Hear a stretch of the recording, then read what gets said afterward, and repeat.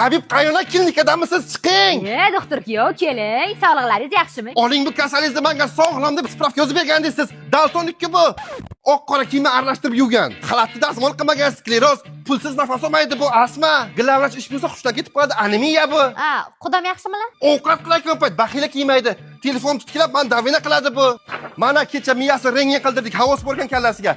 Qarochi, mana oling kasalingizni men ketdim, soppa sog'lom modda topib olaman. Hey, kuyov, skoro mashinaga shoshmang, palataga kiring gaplashamiz.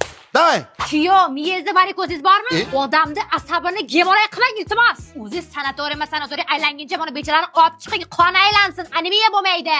Oyda 100 ko'k bir vitamindan bering, asla bo'lmaydi. Glavvrach klinikada ishlataverib, grija qilgan bechorani. Yo'g'e? Ha? Ana ikkita medsestra? Kimdan topdilar? Singillaringiz. Buni pinset zilonkalariga tegib nervini yiqib tashlagan. Siz hali vitaminga boy qizim tashlab, boshqa kasalga borib suriy nafas bermoqchimisiz?